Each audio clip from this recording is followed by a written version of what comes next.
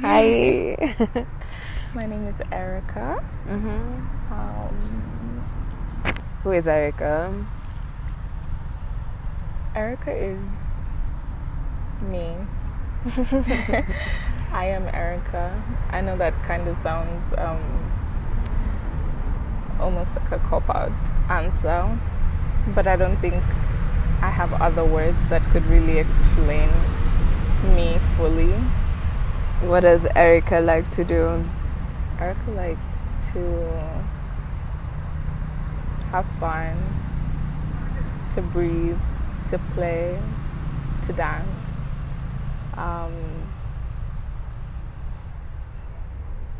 I like doing things that make me feel happy and useful. Actually, my love language, how I show love, is through service. So mainly I try to do things that kind of help me feel like I'm showing the people I care about that I love them, or showing people that I love them. Yeah, so that's really where curating came from. Okay. Wanting to do stuff for people and organize stuff for people, but then also needing to make money. Yeah. Yeah. So why Metamour? Metamour is a gathering of queer being. The name Metamour actually means, meta stands for beyond, so it's a prefix, like a Greek prefix, which means like beyond or more than or surpassing. And then more comes from amor, which is love. Yeah. And it's commonly used in polyamorous circles to basically mean my partner's lover. So the relationship I would have with my partner's lover, they're my metamour, almost beyond love, like, and that word has always really resonated with me, and I wanted to be that for people. So I'm not, almost like, if I'm caring for someone you love me as well. Yeah, so Metamour being here to care for people who love people. Yeah. Why did you think like this was like a good name for like you curating events? Is that what the space represents with the queer people around you? I don't know, like, it's what I wanted to be. I wanted to be a place of care, a place where you could send somebody you love and know that they'll be taken care of. And also just a place people feel like they can gather. Sometimes queer spaces can not be inclusive, which doesn't really make sense. It's a bit of an oxymoron. But trying to very much push for, it doesn't really matter how you identify or who you identify with. If what you want to do is gather and relate and love and talk, then this is the space. What are your plans with Metamour? I have so many plans. I want to curate so many kinds of events and spaces, both like upbeat, huge, like I want to rent out a club and have just fucking gay people walking around up and down, bouncers hired to protect us, and just be free and be able to be like, guys, we're going out and this is our place with our people, and you can just let your hair down. Because sometimes you want to have fun, but it's so, you almost have to re-enter hetero society and deal with the different microaggressions that come with that. Yeah. Like being in a club and some guy grabs you by the waist and says, "Excuse me, darling," or somebody who comes to try dance with you when you're trying to dance with your girlfriend. And it's just, wanting, like, queer people are people at the end of the day, and we want the same things. We want to have fun. Yeah, and have a safe space to express ourselves and do it. And if that doesn't exist, I feel like it's my duty to at least try to make a space like that. Yeah, I like that. We have to create these spaces also. Yeah, like, because you just sit always saying, I wish, because that was me. I was like, I wish there was this in Kenya. I wish there was this in Kenya. And I went to the UK. I went to school in Nottingham. And I went to gay clubs. And it still wasn't the same for me because they weren't my people, you know. They weren't African. I was still a minority. And fine, it was okay for me to kiss a girl in that club. But I still didn't feel like I belonged. I didn't feel 100% safe. Yeah. So, yeah, I just feel like that's why I decided to create the space for sure. Yeah, and change something about it. Yeah. We love that. And even if it's just movie nights, games nights, they don't have to all be huge, but I just want people to have a place to go. And I'm starting to now even go further than events. So also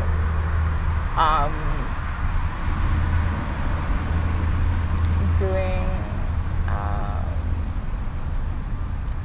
getting jobs for artist friends of mine, like queer artists who are so talented but aren't able to make money. So curating for organizations, international organizations that are looking for queer artists, and then just being like, here they are, I have them, and then just being like, guys, here, go for this, because I wish I could just give all my money to all the people I love. Yeah. But one, it wouldn't even be enough to support them, and two, that's also not sustainable. Yeah, I was even thinking about that, and also just in the long run, because it's like, how long can you give people money? You need to create like a system that people can constantly benefit from, even if you're not around, you know. And then also for people to be able to make their own contact and be like, Erica referred me to you, and yes, I got this job through Metamour, but once they have your contact, it's you and them. Yeah. I'm out of the equation at that point. So I want to be able to empower people to build relationships and talk to people. So if we have an event at a restaurant and someone is like, I'd want to perform here, I'll introduce you to the manager. Yeah. And then I'll step away. I like that, because it's a safe space. It's giving a platform to people who are like-minded, and you're meeting like-minded people, which is always important, because like you literally don't feel alone, you know. Sometimes it's not even just that you need the money or you want to have fun, but it's just being around like-minded people who get it, you know. Yeah, and it can be so isolating being alone. Yeah, it really can, especially in a country that doesn't do enough for queer people, you know. They classify queerness as a mental illness. Oh my god. Yeah, like really can pray this thing out of you, you know. Yeah. And it's just, I just imagine people who aren't as lucky as me to not have the amount of queer friends that I do. Yeah, and also the privilege to like experience other spaces like this in other countries to also and know that it can be done. Because I don't feel like what I'm doing is revolutionary. I'm like, this happens, like people do this, and why shouldn't we? What was the birth of this idea, Metamour? Like, what was that inspired by? So my birthday. Let's talk about it. My birthday, I'm a Gemini, a June Gemini. And I hadn't actually celebrated my birthday for 2 years, and I didn't like celebrating my birthday because I felt like I kind of became the help. Like, it was supposed to be my day, but there was so much pressure on me to make it a fantastic time for everybody. And I realized that the people who made me feel like that are people I used to invite because out of duty, like we went to school together and I've known you since I was a kid, so yeah, come. And really, sometimes all you need is just to be around a bunch of gays. Honestly, that's just the answer. Nothing more, nothing less. Yeah, and it's like, I don't hate you. Like, I love you guys, but just not right now. Like, it's my day, and the safest I can be, I want to be, and I want to feel. And it's like, if me being safe means that it's just gonna be gay people, and luckily it was June, so it could be like a pride party as well. Yeah, it was actually a perfect, like, it felt like both, 2 in 1. Yeah, and also I get super anxious about the spotlight being on me, so also making it a pride party felt more like it was everyone's party, Yeah, and not just mine. And that gave me like a lot of, people weren't like, Erica, where's this, where's that, where's that? Like, people were doing things for themselves, doing things for me. Like, I even remember when you asked me, when you offered to serve drinks, I literally almost cried. Oh my No one God. has ever offered to help me do anything. Wow. And I used to think I was so good at organizing things, but it used to take so much out of me. Yeah. And when we did it that day, and I felt so much love, and I felt so revitalized after, I was like, I could actually do this. Yeah. I just need to make sure I'm around people who care for me, and I care for myself by making sure the space I'm in is safe, you know? Yeah. And that's when I was like, okay, really? Every celebration should be like this. Let's do this monthly. Next month, screening. Next month, picnic. Next month, open mic. And just keep going until we have more and more events. I also like supporting other people who do it. So I've recently been working with Kakio Project as well. And they do they're what I'd want Metamour to become, basically.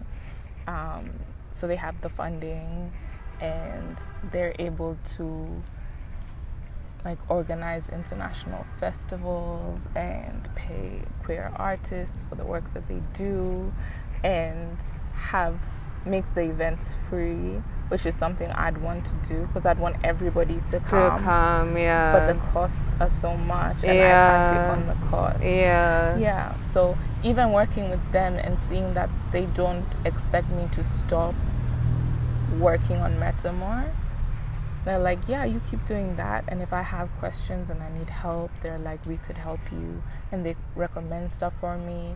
And I feel like that's what community is. Yeah, that is supposed to be what it is, actually. Uplifting. As you go up, you also uplift each other. I think you're that's cool that you're actually working under something that is kind of in line with what you're doing, because I mean, as you're growing, you're learning also from their mistakes and stuff. And that's the other question, which is like, so what challenges do you feel like you're facing with Metamour right now? You know, what has been so far, what has been like your challenge with the platform, or even just generally like with platform, like also with the other platform, what is like a challenge or challenges?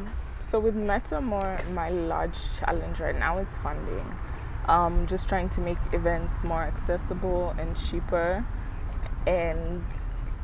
but then that's because it's small right now. Like, I'm only dealing with, let's say, 20-25 people coming. As more people attend, I'm trying to start thinking about hiring security for events. Because the more gays there are in one space, like, the more hectic it can get. That's true. And you don't want a situation where somebody pulls up and is like, acts like they're coming for the event, but they're really just coming to be assholes. And if you're telling people come, it's a safe space, then make it a safe space from the time they walk in. Make sure it's safe to the best of your ability. Obviously there's some things that can't be avoided, but I want to make sure 100% that I've done everything possible to make it a safe space. And the good thing about working with Kakio Project is that they've done that, and they even give me insight to, so because they're a larger organization, other issues that might come up.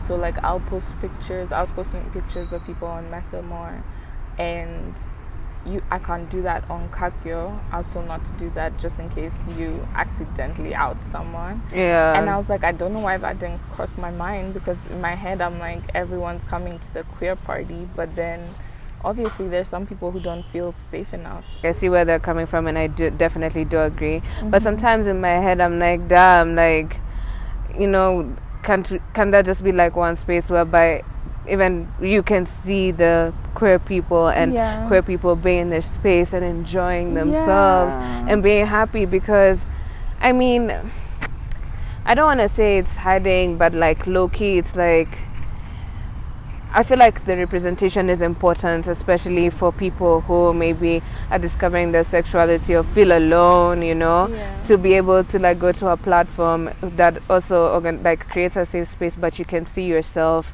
in the people there.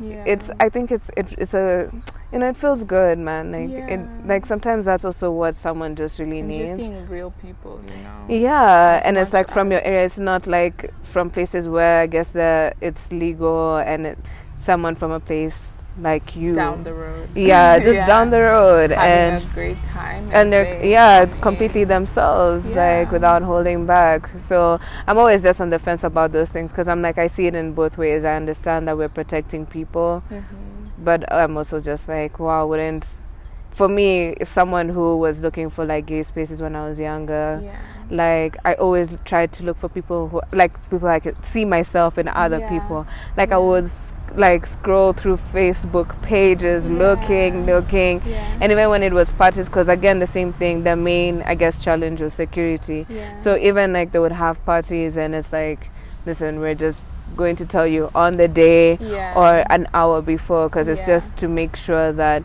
nothing goes left and everyone is comfortable doing what they do. To deal with that is kind of to still post pictures of people, but just make sure it's people who are openly out. And most of the people who attend the event are openly out. There'll be like one or two people who are not comfortable, and usually they even say, like, if you'll take a picture, they'll be like, before where is this going? Where is this going? Can you not like put this up? And like, then what's great as well is sometimes straight people come, like, the like, alleys. They come through, and for me, I'm like, as long as you know this space isn't for you, then you can come, because I found sometimes certain conversations that straight people feel like they can have they make you feel uncomfortable, but when you're in a table of straight people, it's like you're the one who has to accommodate them. But I'm like, okay, if you're coming as an ally, then you need to know that you're accommodating people. And take a back seat. Like, you know, you're the guest here. Watch your words, watch what you say, watch your pronouns. Make sure, like, if you misgender someone, you take a shot. Like, you're just gonna keep taking shots until you get it right. And also just make it a fun time. That's my cousin's cat. Where do you see it in like 2 years or like 5 years? Is it still the same thing, like just grown and hosting more? And to be honest, I don't know if I'll be here in 2 years or 5 years. I struggle sometimes with my mental health, and I struggle to see the future, if that makes sense. Like how people can be like, in 10 years I'll be doing this, or when I'm old I want this. I don't see myself old, and before I used to think it's because I wasn't gonna reach there. So like I was like, I can't picture myself having graduated, so I thought I was definitely gonna die before I graduated, but I'm still here, which is nice. And with me. But that's a valid thought, and that's a valid feeling. It's a bit hard for me to see stuff in terms of How far? Like, Yeah. you're just leaving for today? Yeah, and also open. Okay. I'm open to change and growth Yeah. for myself, for my friends, for people I care about, and therefore for Metamour as well. And yeah, I'm sure it will blossom into something. Yeah, and I hope it blossoms in a way that it lives beyond me. You. I don't want it to be like a Erica's event. Like I want it to become a community of people supporting each other. Yeah. Oh, that's nice. But people have to like volunteer themselves, obviously. So soon comes soon. These things, they just start like that, you know.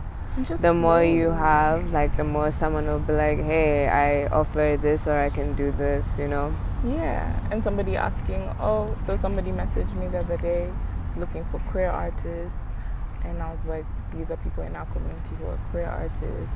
Yeah. And maybe those queer artists have friends that aren't in Metamour, and they can go do that, and once they do that, those other people become part of Metamour. That makes sense. Got that. So even if I don't know them, and even if they're not official followers, the fact that they've been touched and supported and helped by Metamour, to me, that's like it's like paying it forward. Yeah. And not having a physical, like, it's a committee meeting. Okay. And when people say they can't attend events, and they're like, oh no, I'm so sorry, and they feel like they let me down, and I'm like, I'm doing this for you, literally. So if you can't come today, you can come next month, you can come the month after that, or you could not, but I want you to know that there is a space for you. Yeah. And it's not about coming to support me. It's an us thing, you know. It's a we thing. Yeah. I'm also doing my master's. I'm starting my master's. Oh yeah, what is your master's in? Actually, I meant to ask that earlier, but I'm glad I'm asking it now. Economic development and policy. And you said you're doing it here, like. Yeah. But like, online. Online. Okay. Yeah. So and it's 2 years at the University of East London. Yeah. It's 2 years. But I was like, I can't go back to that country. Just really cannot. You really said no? There's no way. There's no possible. There's nothing. You can't pay me enough money to go back there. It's cold, and it's just like, the weather on its own is depressing. That's a mood on its own. And I just love Kenya. I feel like it could just, the things that annoy me about it, I feel like if we all just did our best to work on it, it could change. Like, and did our part individually in the things that we do, it could contribute to, like. Yeah. So instead of leaving and being like, I'm gonna go somewhere else, maybe we can try. And I'm not saying this to negate people who actually have to leave, because it's safer for them sometimes outside, other than here. But if it's just about like a minor inconvenience or difficulty, then just try, maybe. When I was actually, there's something that at one of your exhibits you did one at your house. Yeah. And there was something on the bed written, if you don't have it, make it. And I was like, yes, that's what I'm doing, and that's what I want to do. And it really it touched my heart. And it's like, if you don't have it, make it. Yeah. And everything else aside, maybe manifestation needs help. You know? The universe, I feel like it can't just, I feel like the universe opens doors for you, but you have to walk through them. Kind of, if that makes sense. Yeah, if you don't have it, make it, and that's what we need to do. Even like what you said, I'm also in the place of like, if it's not there, just do it. I'm tired of complaining. Like, it's about time we just find ways of figuring a way around it and making it work for us. to accommodate us because it really can, you know.